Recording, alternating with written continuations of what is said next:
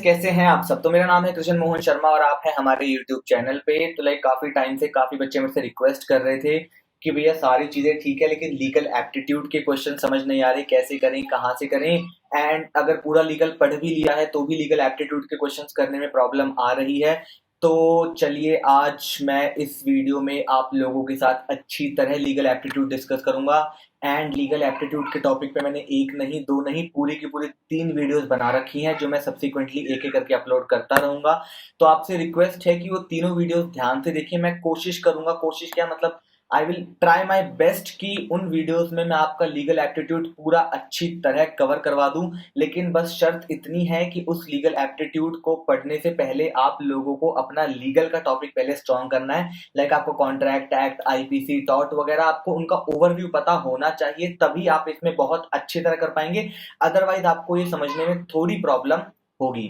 तो चलिए स्टार्ट करते हैं। आई होप आप लोगों को मेरी स्क्रीन दिखाई दे रही होगी। अच्छा ठीक है, उससे पहले स्टार्ट करने से पहले एक चीज और, अगर भाई आप लोगों ने अभी तक इनमें से कोई भी नोट्स नहीं लिए हैं तो भाई आप उनको परचेज कर सकते हैं। लॉकी में क्या है, लॉकी में हमारे रिवीजन नोट्स हैं। रिवीजन किस चीज का है, constitution plus polity plus legal plus amendments plus और भी बहुत सारी मिसलेनियस चीजें जो 100 to 150 मार्क्स का जो पेपर है वो हम एक्सपेक्ट कर 100 to 150 मार्क्स का पेपर हम एक्सपेक्ट कर सकते हैं कि हमारी लॉकी में से आएगा ही आएगा। तो भाई लॉकी रिवीजन के लिए सबसे बेस्ट बुक है। हम लोगों ने अभी तक लॉकी के अराउंड 1000 कॉपी सेल ऑफ कर दी हैं और बहुत अच्छा रिस्पॉन्स आ रहा है। तो अगर अभी तक आप लोगों ने लॉकी नहीं ली है तो आप फटाफट जाके परचेज कर सकते हैं। इसका प्राइस बिल्कुल मिनिमम रखा गया है, 50 रुपीज पीडीएफ फॉर्म में आपको मिलेगी। उसके बाद पॉलिटी गेटवे में हम लोगों ने करंट पॉलिटी डाल रखी है। करंट पॉलिटी क्या होती है, करंट पॉलिटी का वो पार्ट होता है जो सारा साल चर्चा में रहता है। करंट पॉलिटी से ही माना जाता है एग्जाम में क्वेश्चंस आते हैं। ये भी आप परचेज करते हैं 50 रुपीज का। और भाई ये है हमारा ब्रह्मास्त्र। ब्रह्मास्त्र है हमारे मॉक की बुकलेट, 5 मॉक पेपर्स हैं इसमें। इसमें हम लोगों ने 5 मॉक पेपर्स डाल रखे हैं। ये स्पेशली डिजाइंड है DULLB और क्लैट वाले बच्चों के लिए। तो भाई अगर आप लोगों ने अब तक मॉक पेपर्स प्रैक्टिस करने स्टार्ट नहीं किए हैं तो आप ये ब्रह्मास्त्र ले सकते हैं। आपको कुछ भी चाहिए तो भाई आप व्हाट्सएप पे जाइए, मेरा ये वाला नंबर अपने व्हाट्सएप पे सेव करिए और मेरे को मैसेज करिए। अगर आपको लॉकी चाहिए तो आप लॉकी लिख के मेरे को सेंड कर दीजिए। आपको पॉलिटी गेटवे चाहिए तो पॉलिटी गेटवे, ब्रह्मास्त्र चाहिए तो ब्रह्मास्त्र। भाई आपको जो भी चाहिए आप भेज सकते हैं। प्राइस इनके आप लोग देख रहे होंगे, हम लोगों ने बिल्कुल मिनिमम प्राइजेस रख रखे हैं। इससे कम तो प्राइस कुछ हो ही नहीं सकता। ये भी सिर्फ इसलिए रखा है ताकि आप इसको बहुत लाइटली ना लो। तो चलिए टॉपिक पे आते हैं। अगर आपको चाहिए तो आप मेरे को मैसेज कर दीजिएगा। अब आते हैं, हमारा टॉपिक है आज का पॉलिटी गेटवे। तो आप लोगों को ये वाली जो पॉलिटी गेटवे की पीडीएफ है ये आपको हमारी गूगल ड्राइव में मिल जाएगी। अगर आपके पास हमारे गूगल ड्राइव का लिंक नहीं है तो वो मैं नीचे डिस्क्रिप्शन में डाल दूंगा, आप चले जाइए। वो बिल्कुल फ्री ऑफ कॉस्ट है, आप उसको वहां से ये वाली पीडीएफ डाउनलोड कर सकते हैं। इस पीडीएफ में 50 के अराउंड क्वेश्चन हैं। तो मैं इस वीडियो में 10 क्वेश्चन डिस्कस करूंगा। मैंने चलिए स्टार्ट करते हैं। सबसे पहले हम लोग डिस्कस करेंगे क्वेश्चन नंबर 5। तो क्वेश्चन नंबर 5 सॉरी, तो सबसे पहले हम लोग डिस्कस करेंगे क्वेश्चन नंबर 5। तो किसी भी टॉपिक को डिस्कस करने से पहले किसी भी टॉपिक को, एक सेकंड यार ये गलत हो गया। हाँ, तो किसी भी टॉपिक को डिस्कस करने से पहले हमें एक चीज ध्यान में रखनी है कि भाई जो भी हम प्रिंसिपल लगा रहे हैं, काफी बार आपको ऐसा लग रहा होगा कि प्रिंसिपल है और फैक्ट है। जो भी हम प्रिंसिपल यूज कर रहे हैं ना, हमें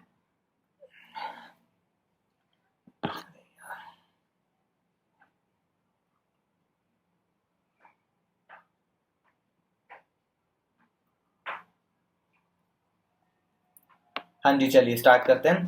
तो सबसे पहले हम लोग करेंगे क्वेश्चन नंबर 5। हमें एक चीज ध्यान में रखनी है कि जो भी चीज है, हमें पहले इसमें दे रखा होगा प्रिंसिपल, उसके बाद इसमें दे रखे होंगे फैक्ट्स।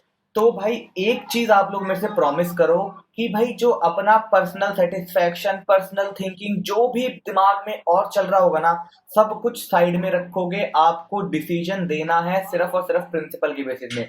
इसको करने का आसान तरीका क्या है, सपोज करो कि आप एक जज बन चुके हो। जज बन चुके हो तो आप जज की कुर्सी पे बैठे हो। जज की कुर्सी पे आपको पता है कि भाई आपका ये कानून है, आपको पता है कि ये फैक्ट मतलब ये आपका केस है। तो आपको फैक्ट पढ़ना है, आपको प्रिंसिपल पढ़ना है और आपको अकॉर्डिंगली आंसर देना है। आप लोगों को कुछ और नहीं सोचना, अपने दिमाग का बिल्कुल इस्तेमाल नहीं करना, मतलब कुछ पर्सनल थिंकिंग नहीं, कोई जस्टिस नहीं, कुछ नहीं, जो प्रिंसिपल में लिखा है सिर्फ अकॉर्डिंगली आंसर करना है।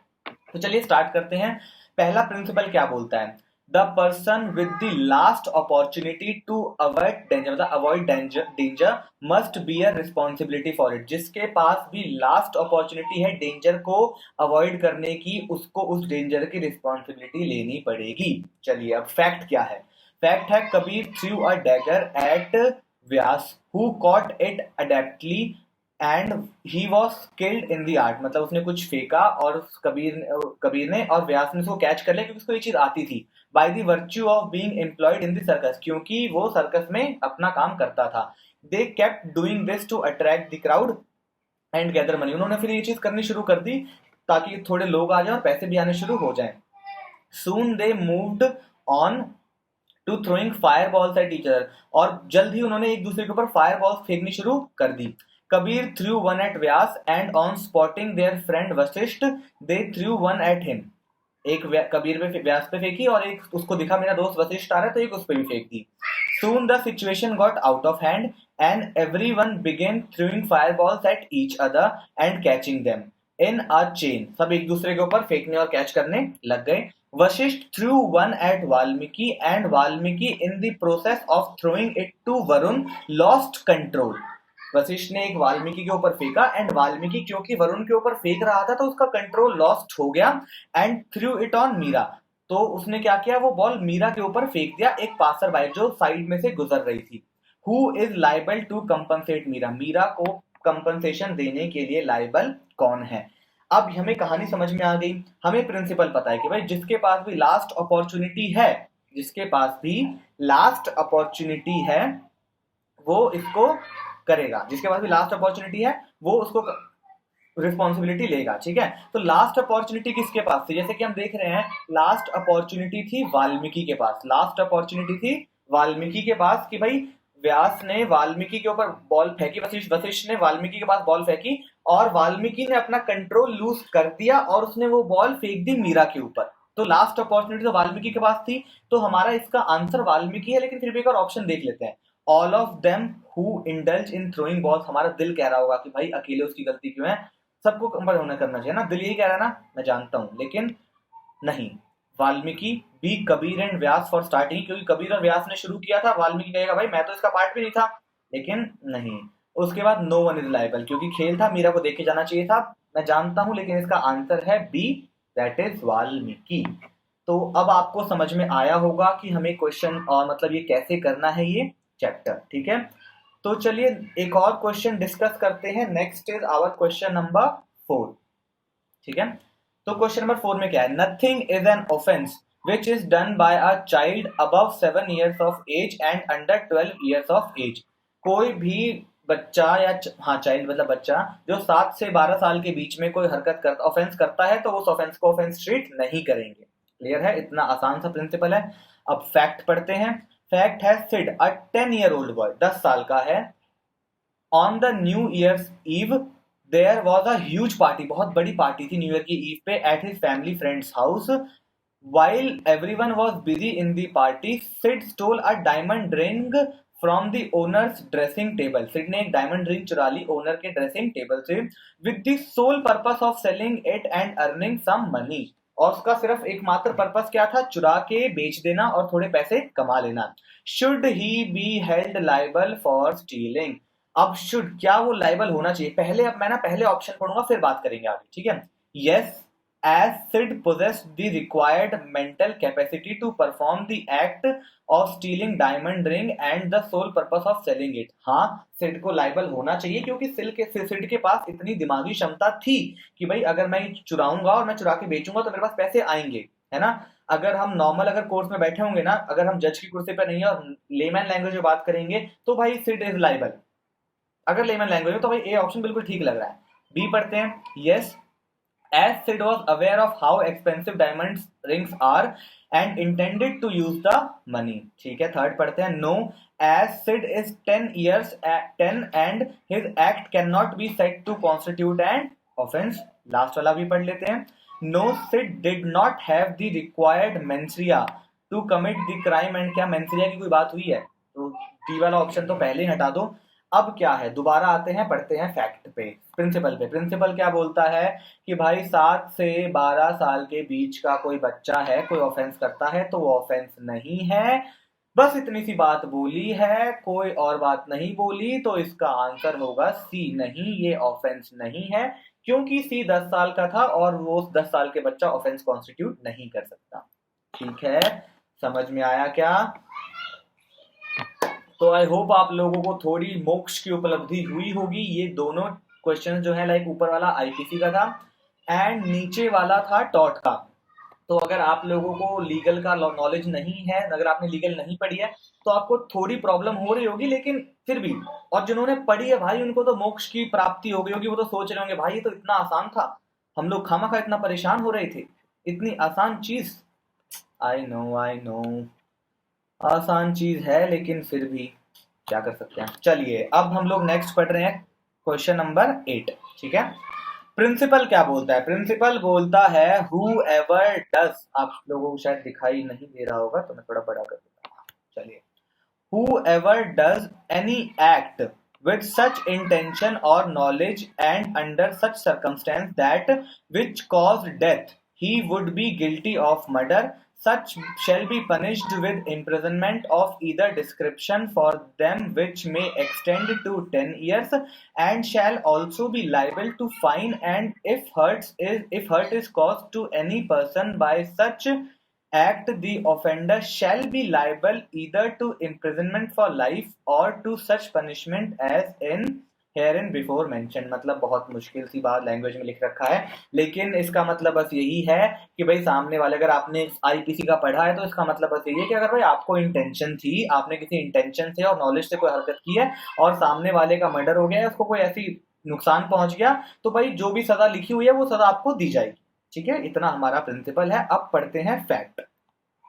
फैक्ट है, एक थे Rajendra Tyabji.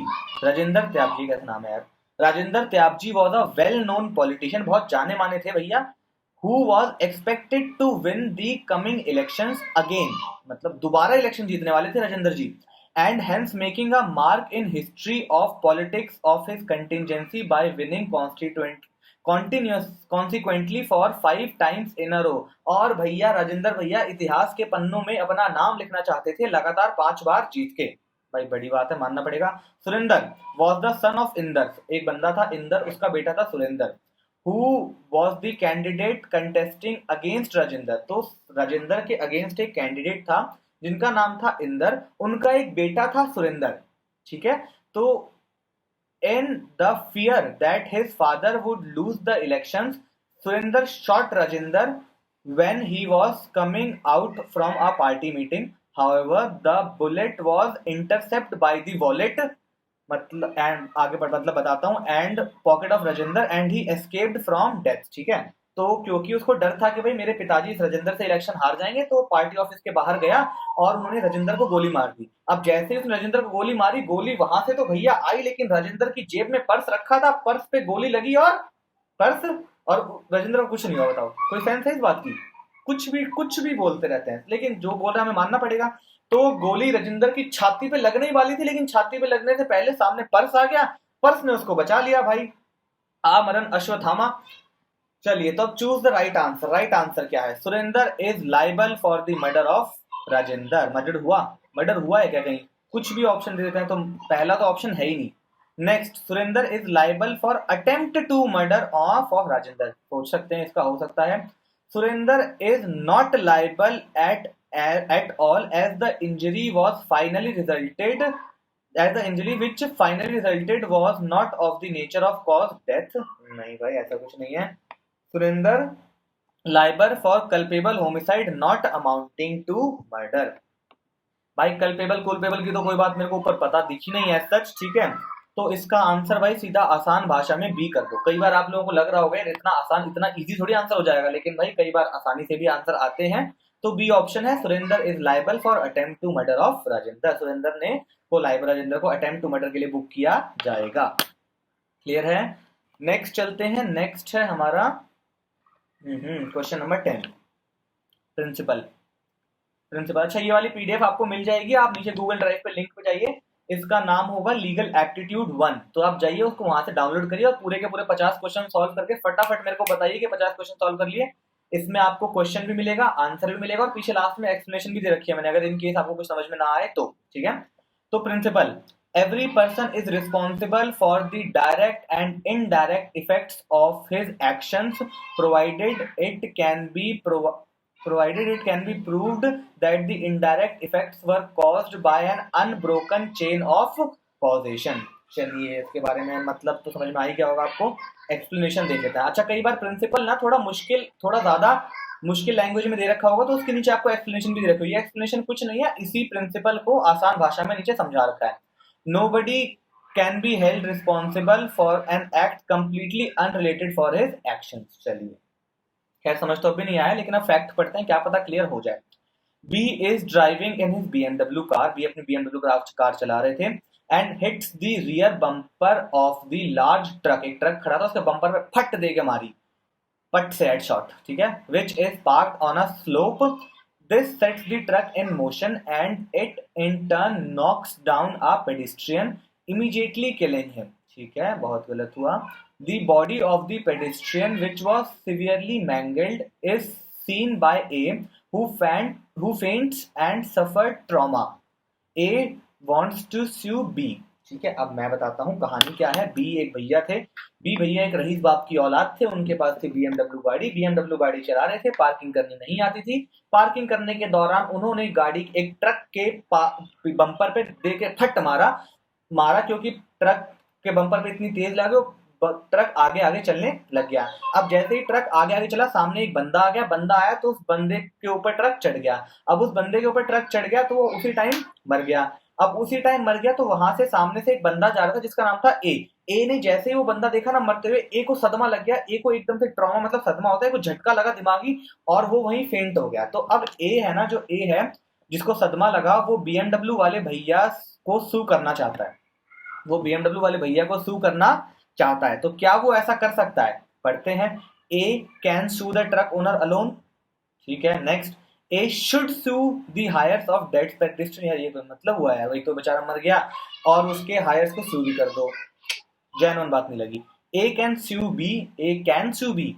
Next, A can not sue B. ठीक है, तो अब फैक्ट अगर आपको प्रिंसिपल समझ नहीं भी आया था ना, तो एक्सप्लेनेशन से ही इसका जवाब मिल रहा है कि भाई अब था कि भाई वो गाड़ी चली, गाड़ी ट्रक पे लगी, ट्रक से बंदा मारा, लेकिन वो मरते बंदे को किसी ने देख लिया और उसको कोई झटका लग गया, तो क्या उसके लिए भी गाड़ी वाले रिस्पॉन्सिबल होगा? यही बात तो एक्सप्लेनेशन कह रहा है भाई, nobody can be held responsible for an act completely related to his action. Unrelated मतलब कुछ उसका कोई मतलब नहीं था, अनरिलेटेड था उसके एक्शन से, तो उसके लिए वो रिस्पॉन्सिबल नहीं होगा। तो answer will be D, A can not sue B. ठीक है, बुरा लगा ना, लेकिन जवाब है भाई, यही कानून है, हमारे कानून को अंधा कानून ऐसे ही नहीं बोलते, कुछ कारण होता है उसके पीछे। ठीक है, अगला हम करेंगे क्वेश्चन नंबर 16। हाँ 16 रहा। चलिए 16 है हमारा प्रिंसिपल मास्टर के ऊपर। पहला प्रिंसिपल है, प्रिंसिपल क्या बोलता है, when a master lends his services to his servant to another person, then that one of the two is held liable who has the power to control the manner in which the work is to be performed। I hope समझ में आ गया होगा कि भाई अगर कोई व्यक्ति किसी अपने सर्वेंट को भेज रहा है, तो वो व्यक्ति जो खुद होगा वो खुद लाइबल होगा अगर उसके पास कंट्रोलिंग की पावर है तो। केस पढ़ते हैं, फैक्ट क्या है। फैक्ट बोलता है, A was the owner of some crane, A के पास कुछ क्रेन थे, which were driven by skilled driver, जो स्किल्ड ड्राइवर ड्राइव करते थे। He rented his crane to B, A ने अपने क्रेन को किराए पे दे दिया बी को, अलॉन्ग विद द ड्राइवर, साथ में ड्राइवर भी दिया, for the purpose of transportation of cargo. In the process of transportation some goods fell off on the people standing near by. Transportation के दौरान कुछ सामान आसपास खड़े कर, देखा ना क्रेन की खुदाई काफी लोग देखते हैं आसपास खड़े होके, तो काफी लोग देखे तो सामान उनके ऊपर गिर गया। An action is bought against both A and B for the payment of charges. तो क्या कंपनसेशन ए और बी दोनों से क्लेम कर सकते हैं?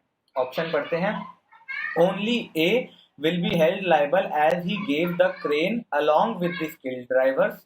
ठीक है, only B will be held liable as the driver was working for him when the accident accrued. ठीक है, both A and B will be held liable to compensate, और D है none of these. अब principal एक बार दोबारा पढ़ते हैं. Principal, अब जैसे हमने ऑप्शन पढ़ लिया, मेरे को भी समझ नहीं आंसर क्या था, तो मैं एक बार दोबारा प्रिंसिपल पढ़ूंगा. प्रिंसिपल क्या बोलता था? When a master lends his services of his servant to another person, then that one of the two is held liable who has the power to control the manner, in which the work is to be performed. तो control करने की power किसके पास थी? ए के पास थी. क्यों? क्योंकि वो जो ड्राइवर था वो ए का बंदा था, वो बी की बात नहीं मानता, वो ए की बात मानता. देन द ऑप्शन, हमारा जो सही जवाब है वो है A. Only A will be held liable as he gave the crane along with the skilled drivers. ठीक है, आई होप समझ में आया होगा. नेक्स्ट हम लोग करेंगे क्वेश्चन नंबर 17. ठीक है, तो 17th क्वेश्चन का प्रिंसिपल पढ़ते हैं. When a कॉन्टा, भी क्या देखा ना, क्वेश्चन काफी बड़े बड़े मिलेंगे, तो हिम्मत नहीं हारनी. जिस जोश से क्वेश्चन शुरू करोगे ना, उसी जोश से पूरा क्वेश्चन लास्ट तक पढ़ लेना. इसमें रीडिंग हैबिट होनी बहुत जरूरी है. तो भाई अगर आपकी रीडिंग हैबिट नहीं है ना, तो बहुत ज्यादा परेशानी में आप लोग आने वाले हो. ठीक है, चलिए प्रिंसिपल क्या है? हाँ जी, प्रिंसिपल क्या है? when a contract is annulled, मतलब खत्म करना. ठीक है, by the court the parties are obliged to make good any expense incurred in connection with the contract by the other party. ठीक है, चिल है. नेक्स्ट एक्सप्लेनेशन क्या है इसकी? Annulment means declaration of the court that the contract shall not be enforce in the court of law. ठीक है, annulment का मतलब होता है अनाउंसमेंट कर देना कि भाई अब ये कॉन्ट्रैक्ट एनफोर्स नहीं हो सकता in the court of law. ठीक है, फैक्ट्स क्या बोलते हैं? फैक्ट पढ़ते हैं. Albert signs contract with Pinto to sell his land to him. ठीक है, however Pinto has a condition that Albert hire a property valuer before the sale to determine the value of the property. ठीक है, समझ में आ गई होगी इतनी बात.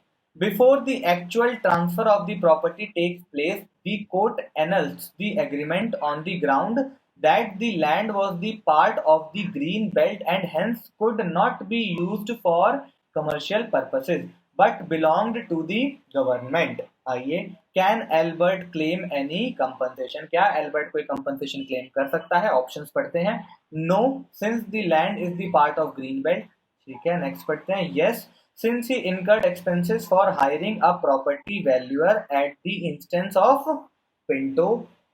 ठीक है, नेक्स्ट पढ़ते हैं. Yes, the agreement is valid and he will get the full right. कुछ भी बोलता है मतलब. No, since it was not the part of the agreement. ठीक है, अब दोबारा आ जाते हैं, एक बार एक्सप्लेनेशन पढ़ते हैं. एक्सप्लेनेशन क्या बोलती है? एक्सप्लेनेशन बोलती है कि जब भी एनलमेंट होगी तो किसी भी पार्टी ने अगर कोई खर्चा किया है तो वो उससे वो खर्चा रिकवर कर सकता है. तो हम अगर जाए ना, तो ये चीज सिर्फ ऑप्शन बी में बैठी है कि हाँ, क्योंकि एक्सपेंसेस इनकर हुए थे प्रॉपर्टी वैल्यूअर को हायर करने को, वो पिंटो ने ही कहा था. तो ऑप्शन इज बी, आपका करेक्ट जवाब है बी. क्लियर है? चले आगे. नेक्स्ट इज क्वेश्चन नंबर 20, 20वां सवाल. चलिए 20वां. अरे यार, ओहो. चलिए, प्रिंसिपल क्या बोलता है? Mere silence does not amount to fraud. छोटी सी बात, मियर साइलेंस, सिर्फ साइलेंस का मतलब फ्रॉड नहीं होता. Wherein it is in itself equivalent to speech, such silence is fraud. तो जहां पे साइलेंट का मतलब स्पीच होता है, उस केस में silent is equal to fraud. अब जब ये आपने कॉन्ट्रैक्ट एक्ट पढ़ा होगा उस टाइम पे, तो ये दोनों चीजें पढ़ी होगी भाई. Mere silence does not amount to fraud, और दूसरा जहां पे silence is equal to speech, वहां पे साइलेंस इक्वल टू फ्रॉड हो जाता है. तो दूसरे वाले केस का ना मैं पहले आपको एक एग्जांपल समझा देता हूँ. सपोज करिए मैं आप लोग मेरे पास आए और आपने कहा कि भैया आपको हाँ, आपको अपना ये कैलकुलेटर बेचना है. मैंने कहा, मैंने कुछ नहीं बोला, ठीक है. आप लोग मेरे से आके पूछते तो भैया आपको कैलकुलेटर बेचना है, मैंने कहा मैं कुछ नहीं बोलता था, ठीक है। आपने मेरे से बोला कि एक दिन आके बोला भैया अगर आप कुछ नहीं बोलोगे ना तो मैं मान लूंगा या मान लूंगी कि आपको एक कैलकुलेटर बेचना है। अगर फिर भी मैंने कुछ नहीं बोला तो इसका इक्विवेलेंट मतलब है कि मैं कैलकुलेटर बेचने के लिए कंसेंट कर रहा हूं। यहाँ पे लास्ट वाले केस में my silence was equivalent to speech, ठीक है। अब पढ़ते हैं। A said to B, if you do not deny I shall assume that the horse is sound. अगर तुम कुछ नहीं बोलते तो मैं मान लूंगा कि ये घोड़ा बिल्कुल ठीक है।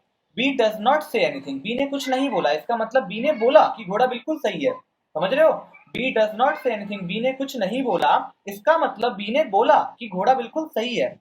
Based on that A bought the horse from B and later found that it was not sound. बाद में पता चला कि घोड़ा ठीक नहीं था। Can be held liable for the fraud. पढ़ते हैं। B will not be liable to commit fraud as mere silence does not amount to fraud. ये तो भाई फर्स्ट प्रिंसिपल तो यही बोलता है कि भाई बी लाइबल नहीं होगा क्योंकि mere silence does not amount to fraud. B पढ़ते हैं। B will be liable as it was his duty to inform A about the horse. वो ड्यूटी है क्या, ऊपर कुछ ड्यूटी की बात हुई है। इन दोनों प्रिंसिपल्स में ड्यूटी के बारे में कहीं भी कुछ कह रखा है तो ये वाला ऑप्शन तो भाई हटा ही दो। Next, B will be held liable as his silence amounted to speech. ये तो कुछ बात बन रही है। B will be held liable as his silence, क्योंकि उसका मैंने बोला ना B does not say anything, B कुछ नहीं बोला, इसका मतलब बी बोला कि घोड़ा बिल्कुल ठीक है। तो इसका यही यहाँ पे ऑप्शन भी वही है कि B will be held liable as his silence amounted to speech. Next, B will not be liable as A did not act like a reasonable man he should give. ये कुछ भी नहीं कह रहा, बेकार की बात है। तो ऑप्शन है सी, ठीक है, क्योंकि बी ने कुछ नहीं बोला इसका मतलब बी बोला। उसके बाद नेक्स्ट है हमारा 21 पढ़ते हैं जल्दी फटाफट। प्रिंसिपल है 21 का। A stranger to a contract does not get a right to sue in India. Stranger जो होता है कॉन्ट्रैक्ट का उसको राइट टू स्यू नहीं मिलता इंडिया में। इसको आपको रिलेट करना है केस से। कौन से केस से? केस का नाम है चिनैया वर्सेस रमैया। अगर आप लोगों ने कॉन्ट्रैक्ट एक्ट पढ़ा होगा तो आपको चिनैया वर्सेस रमैया के बारे में अच्छी तरह सब कुछ पता होगा। फैक्ट्स क्या है? A mortgaged his property to B. Later, A sold the same property to X. X at the time of sale agreed to pay the mortgage amount to A, but was not able to pay. B sued X and recover the mortgage amount. ये ABX, ABX, ABX, ये तो confuse हो गए भाई। मैं समझाता हूँ आपको। एक बंदा था A, एक बंदा था B, एक बंदा था X, ठीक है। अब ए ने अपनी प्रॉपर्टी बी के पास मोर्टगेज कर दी यानी गिरवी रख दी, ठीक है। और उसी प्रॉपर्टी को ए ने एक्स को बेच दिया, ठीक है। और ए ने एक्स को बोला कि भैया तुम बी को वो पैसे दे देना, तुम बी को वो पैसे दे देना, ठीक है। अब लेकिन एक्स वो पैसे नहीं दे पाया, एक्स वो पैसे नहीं दे पाया, तो क्या बी उस प्रॉपर्टी के लिए एक्स को सू कर सकता है? क्या बी उस प्रॉपर्टी के लिए एक्स को सू कर सकता है? अब पढ़ते हैं। B can recover the amount from X as he promised A that he would pay the amount to him. Promise की तो कहीं बात, मेरे को प्रॉमिस तो भाई पूरे फैक्ट में कहीं प्रॉमिस वर्ड दिखाई नहीं दिया। A can not recover the amount as A never promise to pay the amount to him, ठीक है। Next, B can recover the mortgage amount from A. B cannot recover the amount as he was a stranger to the contract between A and X। मेरे को D वाला option लग रहा है लेकिन फिर भी मैं एक बार प्रिंसिपल पढ़ूंगा। A stranger to contract does not get the right to sue in India। Stranger को राइट नहीं मिलता। और यहाँ पे उस जमीन को बेचने खरीदने का कॉन्ट्रैक्ट किसके बीच में हुआ था? ए और X के बीच में। किसके बीच में हुआ था? A और X के बीच में। यानी B क्या हो गया? B हो गया स्ट्रेंजर, और हमारे देश में स्ट्रेंजर को राइट नहीं मिलता, तो आंसर इज डी। क्लियर है? नेक्स्ट है क्वेश्चन नंबर 32 करना है हमें। हाँ 32 आ जाइए। 32 बड़ा सवाल है। हिम्मत नहीं हारनी, डरना नहीं, थकना नहीं, ले शपथ अग्निपथ अग्निपथ अग्निपथ। भाई अगर जो बच्चे इस वीडियो को पूरा नहीं देख रहे हैं ना वो अपने साथ बहुत बड़ी गलती कर रहे हैं। सब कुछ हर लॉ में से एक क्वेश्चन लेके आया हूं मैं ताकि सब कुछ क्लियर हो जाए। तो ये वाला क्वेश्चन है, ये वाला क्वेश्चन फैमिली लॉ का है। तो भाई हर लॉ का क्वेश्चन है, आप लोगों को वीडियो पूरी देखनी है, कम से कम 2 बार देखनी है और तीनों पार्ट देखने हैं, ठीक है। प्रिंसिपल क्या बोलता है? A marriage is always governed by the personal laws of the parties unless the parties consciously decide to get married under any personal law। ठीक है, सही बात है। अगर मैं हिंदू हूँ तो मेरी शादी हिंदू लॉ के हिसाब से गवर्न होगी, अगर मुस्लिम हूँ तो मुस्लिम लॉ के हिसाब से गवर्न होगी, और ऐसा ही होगा भाई, किसी की भी शादी उसके पर्सनल लॉ के हिसाब से गवर्न की जाती है।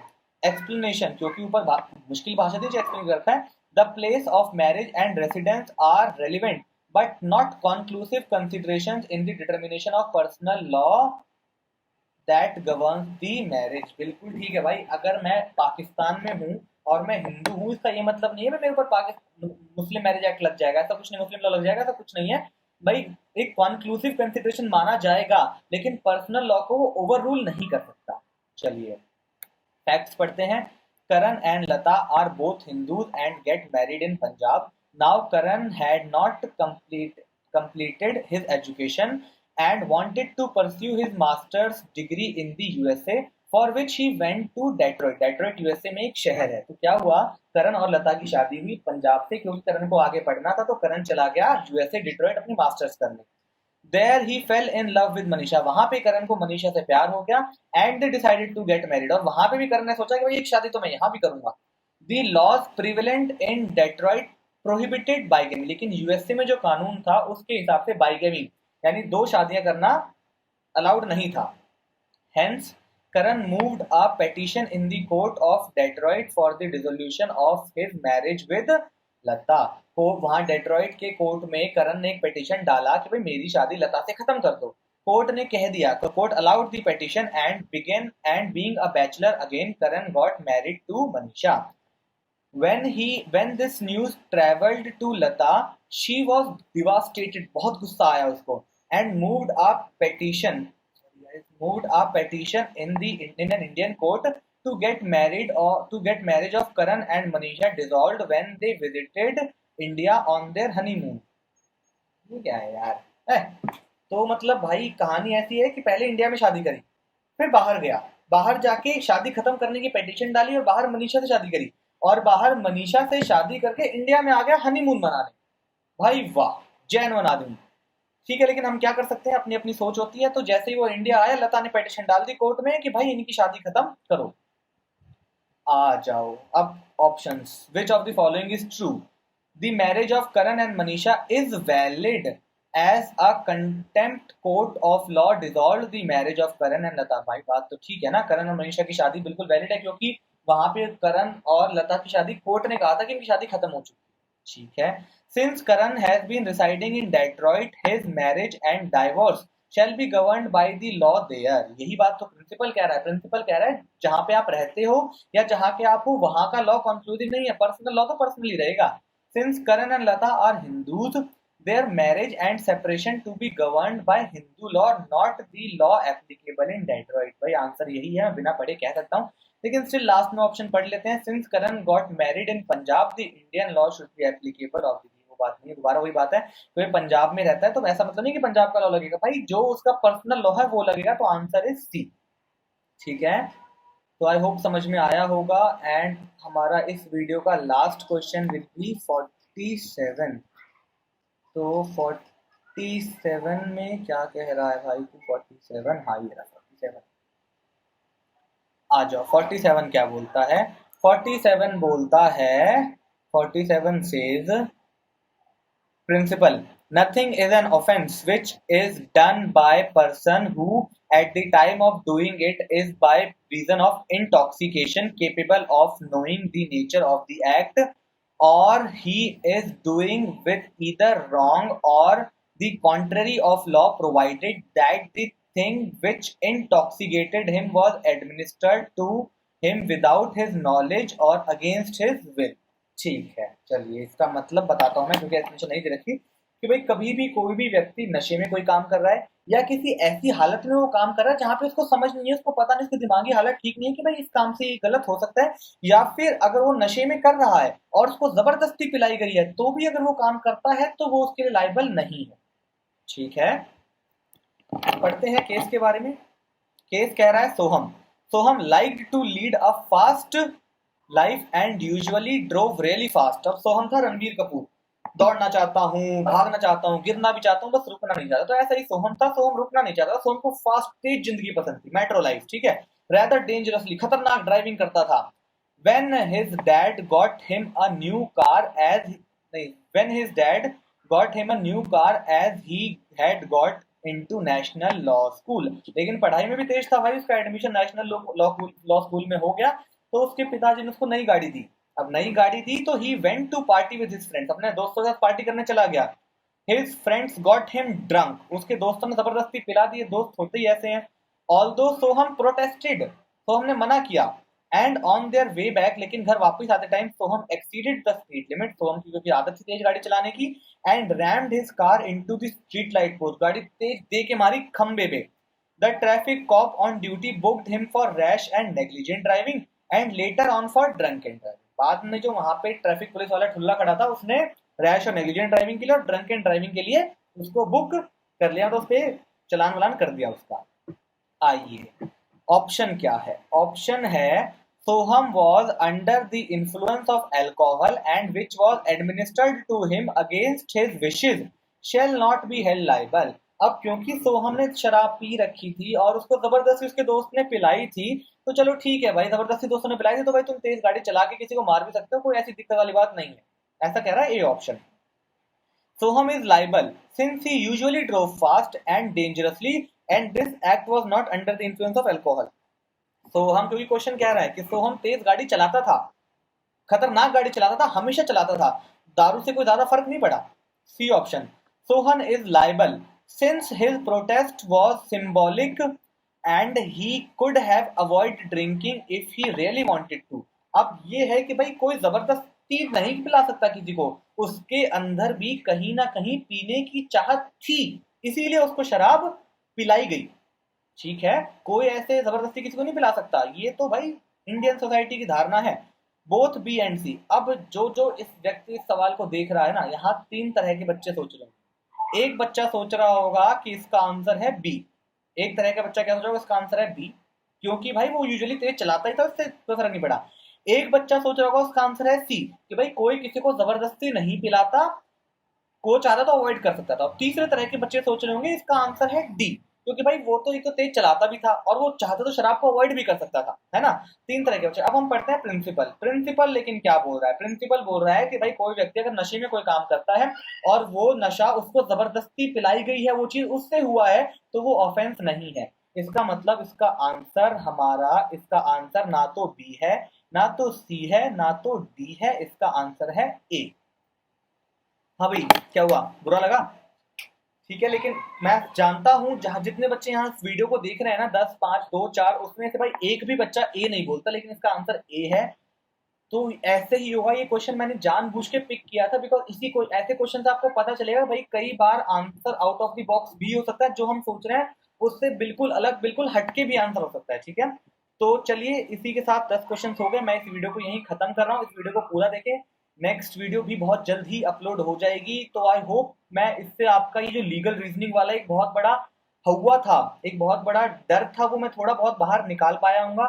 मैंने हर चीज, हर लाइन से, हर लॉ से एक क्वेश्चन निकाला है, एंड ऐसे ही मैं आगे भी वीडियोस बनाता रहूंगा। तो मेरे चैनल को सब्सक्राइब जरूर कर लें और अपने फ्रेंड्स के साथ इस वीडियो को शेयर करें। जो जो कह रहे हैं कि भाई बहुत ज्यादा मुश्किल है, मुश्किल है, मुश्किल है, उनके साथ शेयर करें, उनको बहुत आसान लगने लगेगा। ठीक है भाई, तो इसी के साथ मैं इस वीडियो को यहीं खत्म कर रहा हूँ। जय हिंद।